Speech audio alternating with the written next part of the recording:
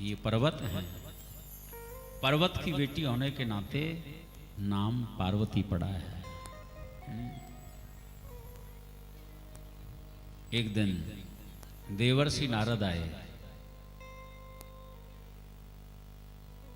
देवर्षि नारद के श्री चरणों में हिमवान राजा ने अपनी पुत्री को लेटा दिया, प्रणाम कराया है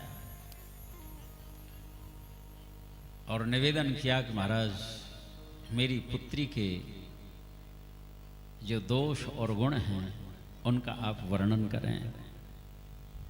देवर्षि नारद ने हस्तरेखा देखी और कहा कि राजन, यदि तुम्हारी पुत्री भगवान शिव की आराधना करे, तप करे, तो निश्चित रूप से इसको भगवान शिव स्वामी के रूप में प्राप्त हो जाएंगे। छोटी सी पार्वती ने कितना कठोर तप किया है। तपस्या जो है दिनों दिन बढ़ती चली जा रही है, मानो अग्नि भी जिनकी तपस्या के सामने निस्तेज हो जाए। ऐसी गौरांगी उमा सप्तर्षिगण परीक्षा करने के लिए आए। पूछा कि देवी ये तपस्या काहे को कर रही हो तुम? तो बोले भगवान शिव को प्राप्त करना चाहती हूं, इसीलिए तप कर रही हूं। सप्तर्षियों ने कहा कि देवी अब भगवान शिव ने वैराग्य धारण कर लिया है, अब विवाह नहीं करेंगे। हाँ, एक बार सती के साथ विवाह हुआ, बात नहीं मानी, मायके में जाकर के देह त्याग दिया, तब से वैराग्य धारण कर लिया है, अब विवाह करेंगे ही नहीं वो। तो बोले इस जन्म में नहीं करेंगे तो अगले जन्म में करेंगे, मैं तपस्या करती रहूंगी उनके लिए। बोले तुम अगले जन्म की बात करती हो, 10 जन्म ले लो, तपस्या करती रहो, फिर भी भोलेनाथ तुम्हें नहीं स्वीकारेंगे। बोले भले ही मुझे 100 जन्म लेने पड़े। सप्तर्षियों ने कहा कि तुम 1000 जन्म ले लो, फिर भी नहीं स्वीकारेंगे।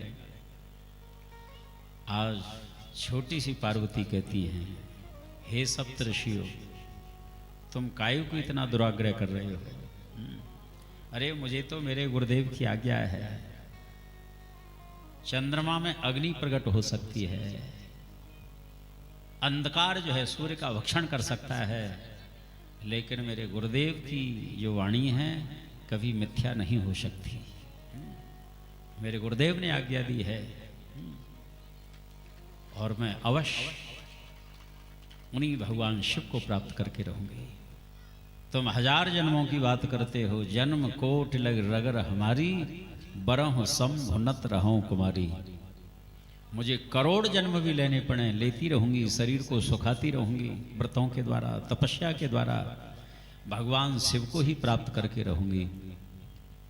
ऐसा जब कहा, सप्तर्षियों ने कहा कि देवी हम तो परीक्षा हेतु आए थे, तुम परीक्षा में पास हो गई, अवश्य में भगवान शिव तुम्हें स्वामी के रूप में प्राप्त होंगे।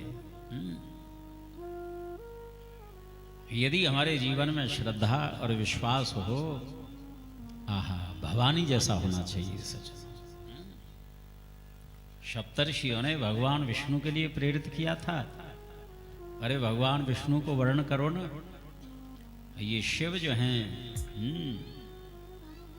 देखो कैसा विकराल वेश है, जटाएं बिखरी हुई, भस्म रमाए हुए, मुंड कपाल धारण करते हैं, कभी हंसते हैं कभी रोते हैं।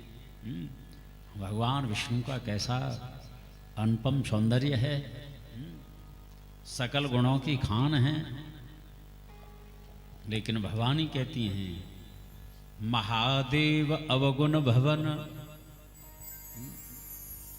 विष्णु सकल गुण धाम,